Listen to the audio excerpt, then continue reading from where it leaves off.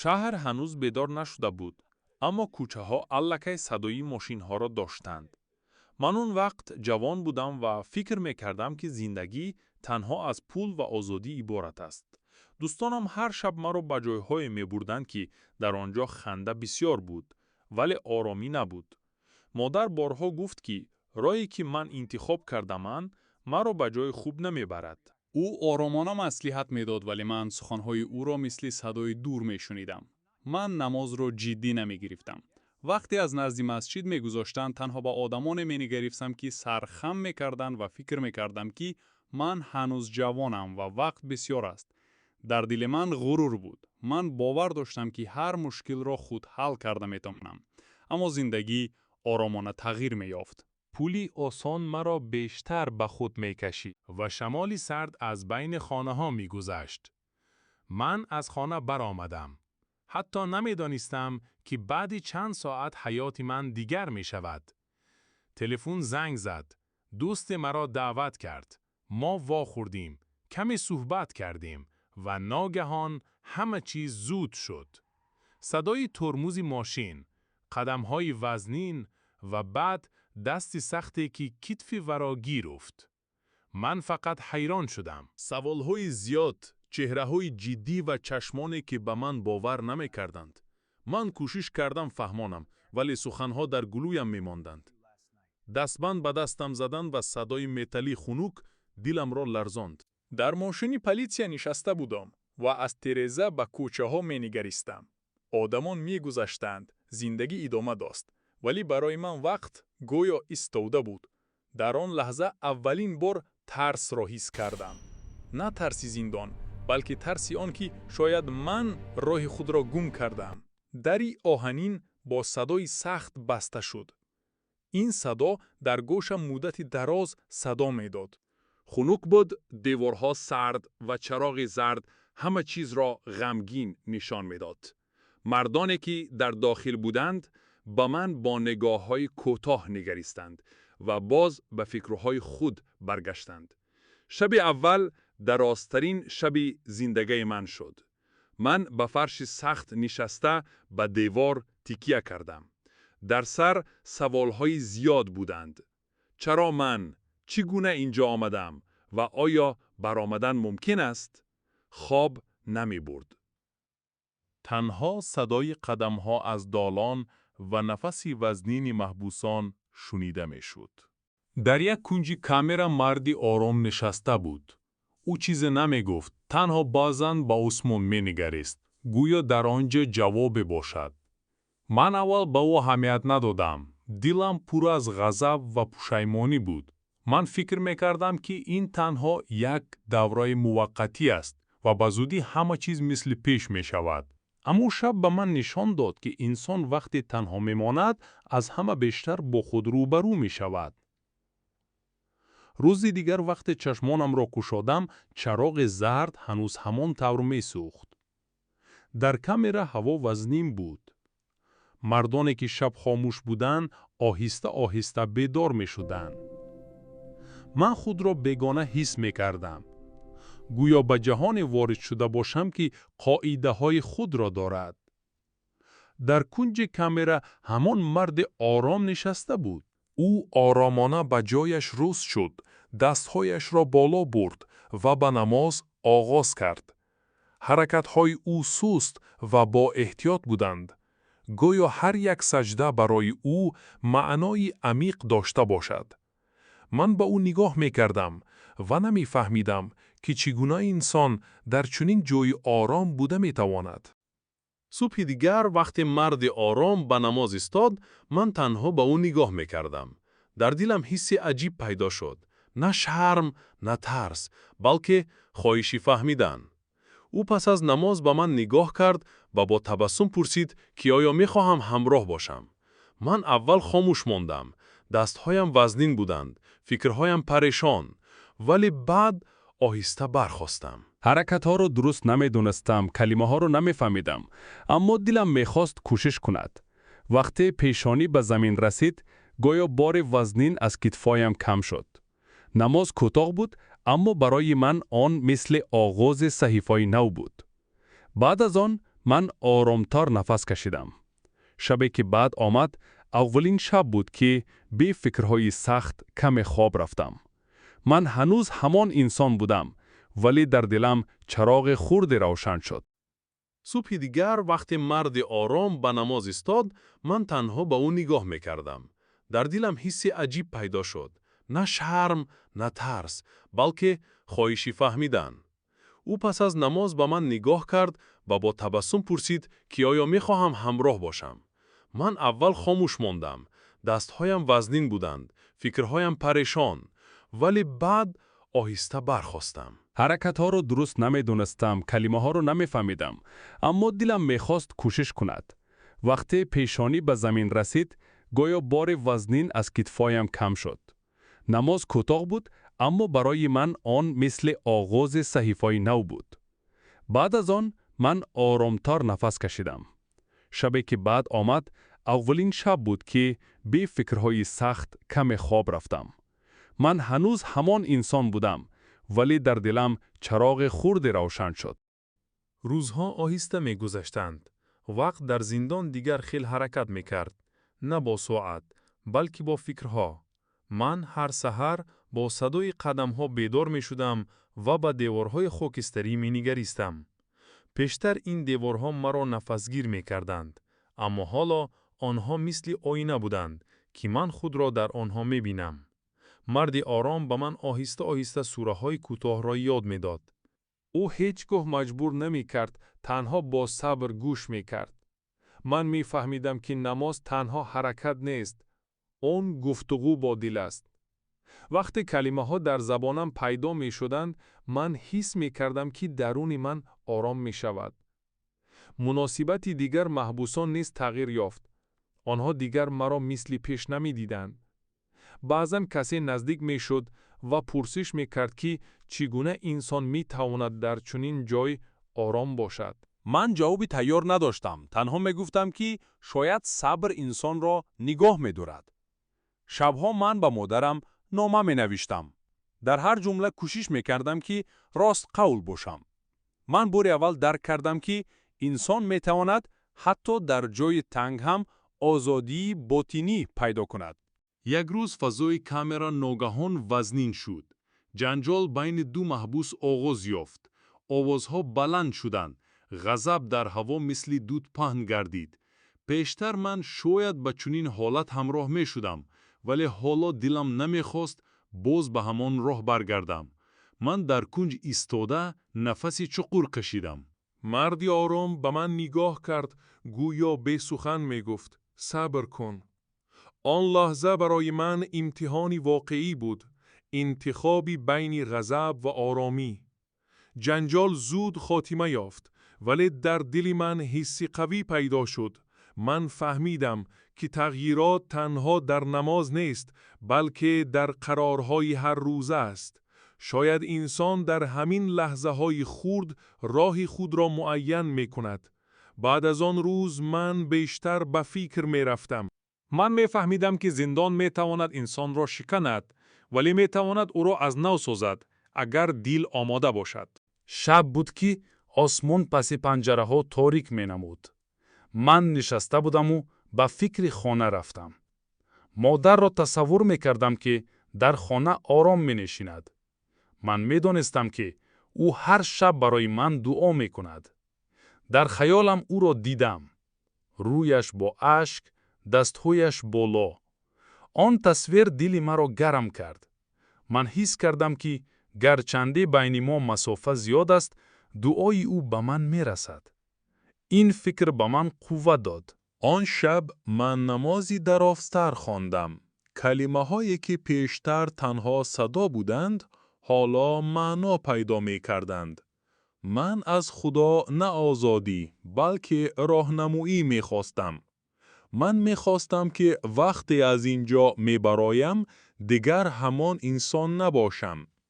وقتی به خواب رفتم برای اولین بار آرامی حقیقی را حس کردم. صبح فرا رسید که مثل دیگر صبح آغاز شد، ولی در هوا حس دیگری بود.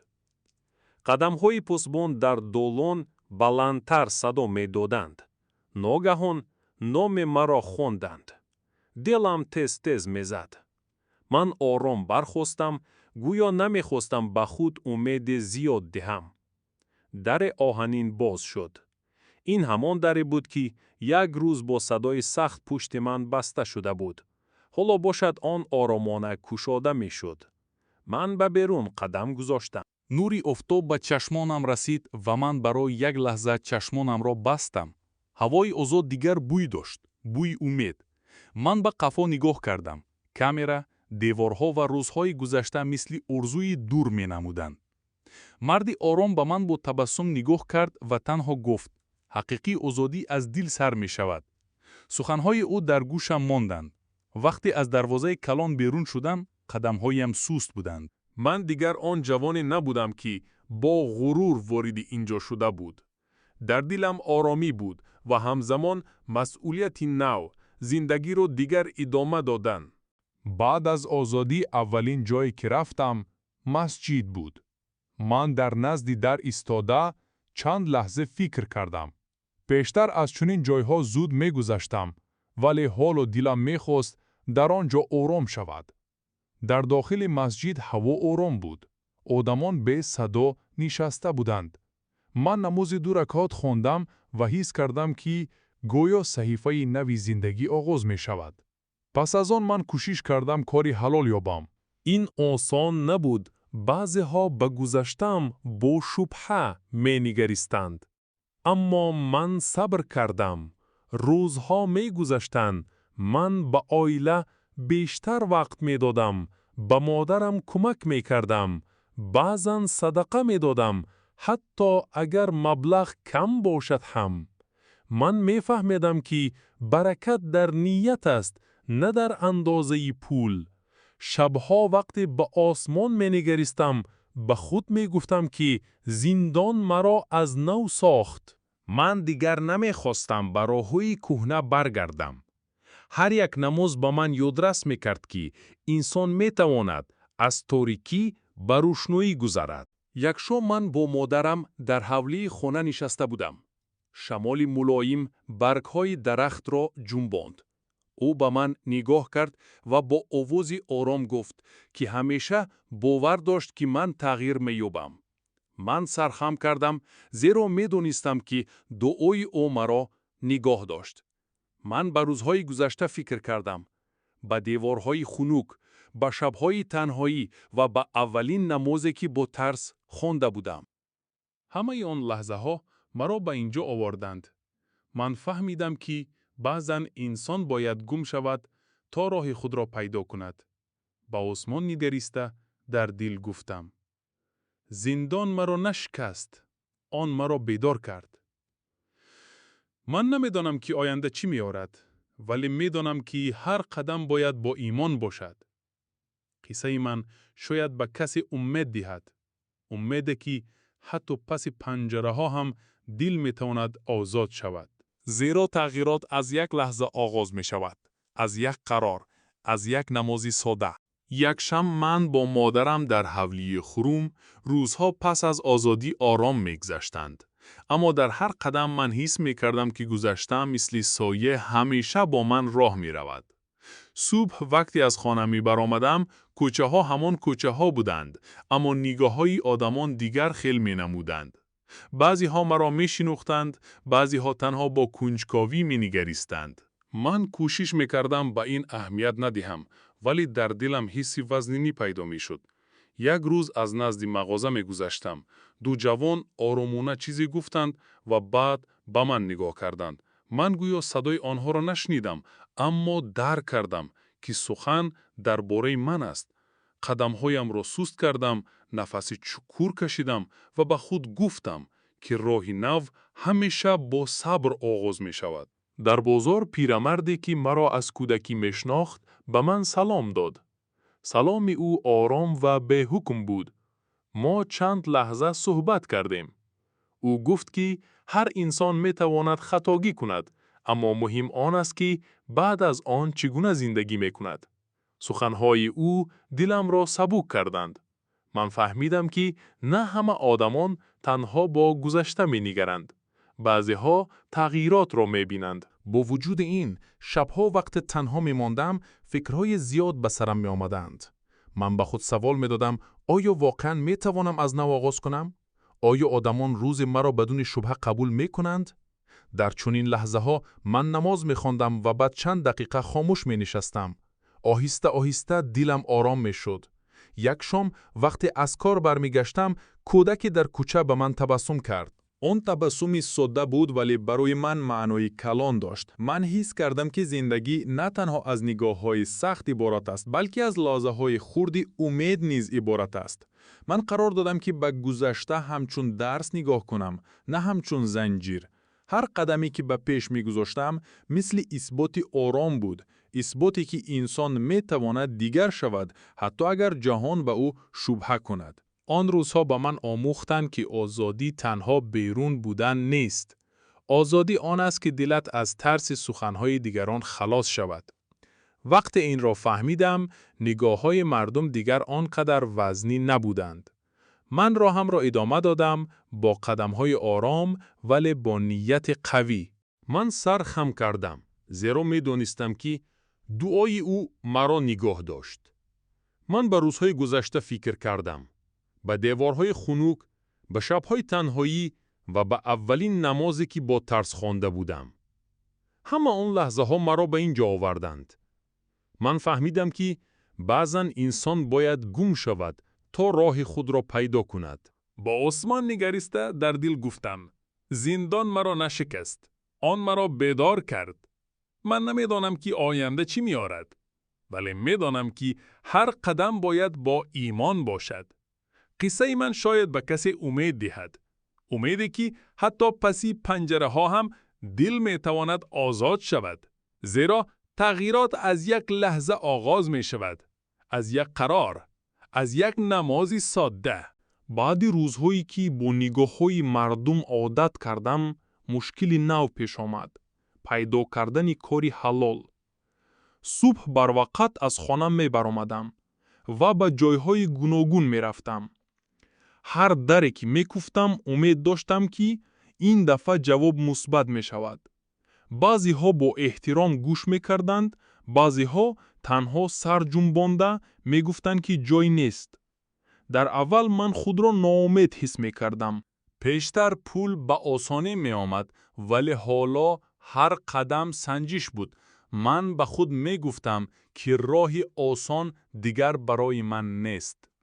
هر بار که رد می شدم به آسمان نگاه کرده نفس چقور می کشیدم و به پیش می رفتم.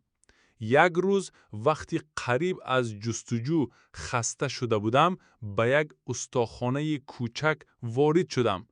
بوی آهن و روغن در هوا بود. استا مردی آرام بود با دستهای پر از داغهای کار.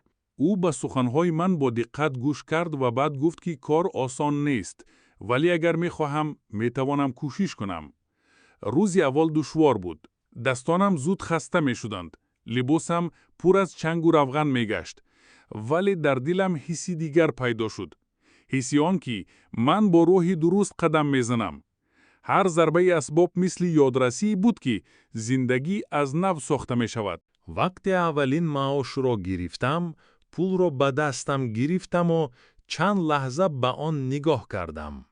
آن مبلغ شاید کلان نبود، اما برای من ارزش بزرگ داشت. من به خانه برگشتم و آرامانه آن را به مادرم دادم. او اول چیزی نگفت، تنها چشمانش پر از اشک شدند. آن لحظه من فهمیدم که رزق حلال چگونه دل را گرم می کند. با گذشت وقت من به کار عادت کردم. استا بعضن مصلحت می داد، بعضن سختگیر می شد. ولی من هر سخن را همچون درس قبول می کردم. من می دانستم که هر روزی صبر یک قدم دیگر به سوی زندگی نو است. شبها وقتی از کار برمیگشتم، خستگی در بدنم بود ولی آرامی در دلم. من نماز می خواندم و سپس به خود می گفتم که هر قطره عرق ارزش دارد اگر آن با نیتی پاک باشد. من می فهمیدم که برکت نه در زیادی پول بلکه در آرامی دل است. این باب برای من مثل مکتب صبر شد. من آموختم که راه حلال شاید دراز باشد ولی آن انسان را قوی می کند. و هر صبح وقتی به کار می رفتم حس می کردم که زندگی نوم آهسته آهسته شکل می گیرد. پس از روزهای دراز در استخانه شبها برای من وقتی آرامش دم. من بعضاً به بالای بام می برآمدم و با آسمانی پر از ستاره می نگریستم. شمال ملایم رویم را می رسید و فکرها آهسته به سرم می آمدند. پیشتر شبها برای من تنها وقت گذرانی بودند، اما حالا آنها به لحظه های فکر تبدیل یافته بودند. من به روزهای زندان بر می گشتم، به دیوارهای خاموش، به نماز اولین، به سخنهای مرد آرام. همه آن خاطره ها مثل درس هایی بودند که مرا به این لحظه آوردند. بعضن از خود می پرسیدم که اگر آن روزها نمی بودند، آیا من امروز اینقدر آرام می شدم؟ پس از فکرها من نماز می خواندم. کلمه هایی که پیشتر تنها صدا بودند، اکنون معنای عمیق داشتند. در خاموشی شب من حس می کردم که دل از تشویش ها خالی می شود. خستگی روز آهسته ناپدید می شد و جای آن را آرامی می گرفت. شبهای فکر به من آموختند که انسان بعضاً باید تنها بماند تا خود را بهتر بشناسد. و هر سحر وقتی از خواب بیدار می شدم، حس می کردم که قدمهایم به سوی راه درست استوارتر می شوند. یک روزی عادی بود. من از کار بر می گشتم. دستانم از خستگی وزنین بودند و فکرهایم آرامانه در سر می گشتند. کوچه پر از آدمان بود. هر کس به کار خود مشغول. ناگهان از دور چهره‌ای شناس دیدم. دوستی کهنه‌ای که سالهای پیش همراه هم بود. او همان شخصی بود که مرا به راه‌های نادرست برده بود. او با تبسم نزدیک شد، گویا هیچ چیز تغییر نیافته باشد. صحبت را با یادآوری روزهای گذشته آغاز کرد. شب‌های پرغوغا، خنده‌های بلند و پل‌های زود. من آرام گوش می‌کردم، ولی در دلم حسی دیگر بود. آن خاطره‌ها دیگر مثل پیش شیرین نبودند. آنها بیشتر همچون درس می‌نمودند. بعد از چند لحظه او پیشنهاد کرد که باز همون کارها را ادامه دهیم. سخنهایش آرام بودند، ولی معنایشان وزنین. او گفت که زندگی کوتاه است و نباید خود را محدود کنیم. من به چشمانش نگاه کردم و حس کردم که این یک سنجشی واقعی است. در آن لحظه خاطره‌های زندان مثل سایه در نزد چشمانم پیدا شدند. دیوارهای سرد، شب‌های خاموش و اولین نمازی که با ترس خوانده بودم. من نفسی چقور کشیدم و آرامانه گفتم که راهی خود را دیگر کردم. صدایم بلند نبود ولی قوی بود. او اول خندید، گویا فکر میکرد که این تنها یک دوره موقتی است. بعد کتف بالو کرده گفت که اگر فکرم دیگر شود، همیشه مرا پیدا کرده میتواند. او آهسته دور شد و من به قفای او نگاریستم. قدمهایش به من خاطر رسان میکردند که گذشته هنوز وجود دارد، اما انتخاب راه در دست من است. من چند دقیقه در همان جا ایستادم. در دلم آرامی و همزمان قوه پیدا شد. من فهمیدم که تغییرات تنها در نماز نیست، بلکه در قرارهایی است که انسان در لحظه های مهم قبول می کند. این نه گفتن برای من مثل یک پیروزی آرام بود. پیروزی که کسی ندیده باشد هم در درون من صدا داد. بعد از آن واخوری من به مسجد رفتم. درون مسجد آرام بود و نور ملایم از ترزه ها می درآمد. من نماز خواندم و در دل شکر گفتم که خدا به من قوت داد تا راهی نو را نگاه دارم. وقتی از مسجد برآمدم، هوا تازه می نمود و قدمهایم سبکتر شدند. آن روز من فهمیدم که دوستان می توانند به زندگی انسان تأثیر کلان رسانند، ولی انتخاب آخرین همیشه به خود انسان تعلق دارد و هر قدم به پیش، حتی اگر آرام باشد، می تواند سرنوشت نو را بسازد. روزها آرام می گذشتند. من به کار می رفتم، بر می گشتم و کوشش می کردم که هر قدم را با نیت خوب گذارم. یک شام وقتی از مسجد برآمدم در نزد در پیرمردی رو دیدم.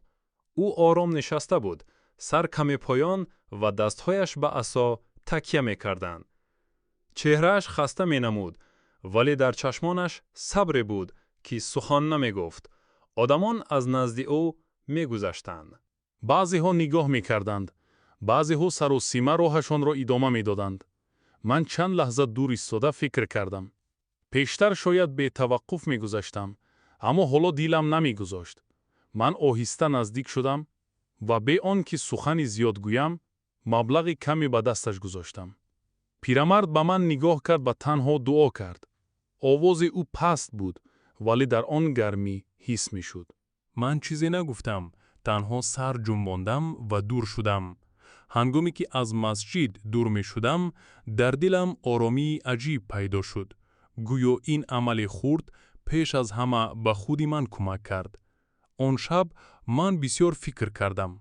من فهمیدم که صدقه تنها درباره پول نیست.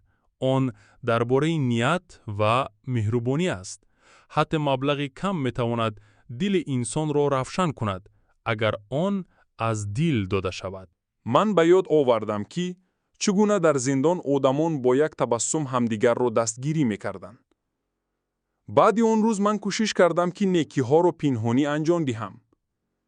بعضاً به کسی کمک می‌کردم، بعضاً تنها سخنی خوب می‌گفتم.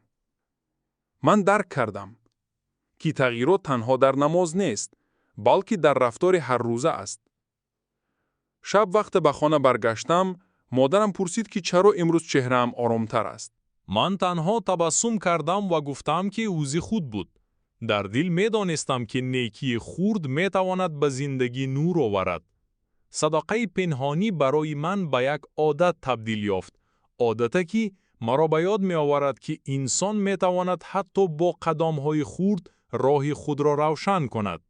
و هر بار که چنین عمل انجام می دادم، حس می کردم که قلبم از وزن گذشته سبکتر می شود. یک روز جمعه پس از کار من آرامانه به مسجد رفتم. درون آن پر از آرامی بود. آدمان در صف‌ها ایستاده انتظاری نماز بودند. من در بین آنها خود را تنها حس نمی کردم. وقتی امام تکبیر گفت دلم سبک شد. گویا تمامی تشویش‌های روز از کتف‌هایم دور شدند. پس از نماز من کمی نشستم. نوری ملایم از تیره‌ها می‌درآمد و فضا پر از خاموشی شیرین بود. من به خود گفتم که اگر آن روزهای سخت نمی بودند، شاید هیچگاه این آرامی را نمی یافتم. وقتی از مسجد برآمدم، قدمهایم سبکتر شدند. من فهمیدم که راهی که آغاز کردم حالا تنها ابتداست و هر نماز مرا یک قدم دیگر به زندگی نو نزدیکتر می کند. شامگاه فرا رسید که آسمان با رنگ ملایم نارنجی پوشیده بود. من در حولی خانه آرام نشسته بودم و به راهی که طی کرده ام فکر می کردم. شمال سبک برگ‌های درخت را حرکت می‌داد و صدای آنها مثل یادرسانی گذشته در گوشم صدا می‌داد. زندان دیگر تنها یک خاطره دور بود، ولی درس‌هایی که از آن گرفتم هر روز با من زندگی می‌کردند. من به خود سوال می‌دادم. اگر اون روزهای سخت نمی‌بودند، آیا من امروز اینقدر آرام می‌شدم؟ شاید نه. زیرا محض در لحظه‌های تاریک انسان روشنایی را قدر می‌کند. من به یاد آوردم که چگونه اولین بار در سجود اشک ریخته بودم. چگونه مردی آرام به من صبر را یاد داد و چگونه هر قدم مرا به زندگی نو آورد. مادر از داخل خانه برآمد و در پهلویم نشست. او چیزی نگفت، تنها با تبسم به من نگریست. در آن نگاه مهربانی و افتخار حس می شد. من فهمیدم که بعضاً سخن لازم نیست. حضور انسان‌هایی که به تو باور دارند خود یک نعمت است. من به آسمان نگریستم. ستاره‌ها آهسته پیدا می شدند و شب فضای آرام را فرا می گرفت. در دل گفتم که تغییرات یک باره نمی آید. آن از قدم‌های خرد آغاز می شود، از یک قرار، از یک نماز، از یک لحظه رست قولی با خود. هر روز برای من امکان نو شد تا راهی درست را ادامه دهم. در گذشته من آزادی را در کوچه ها می جستم، اما حالا می فهمیدم که آزادی پیش از همه در دل است. وقتی انسان با خود صلح می کند، حتی دشواری های زندگی دیگر مثل پیش وزنین نمی شوند. من قرار دادم که هر صبح با نیتی نو بیدار شوم و هر شام با شکرگزاری به خواب روم. قصه من با اینجا تمام نمی شود.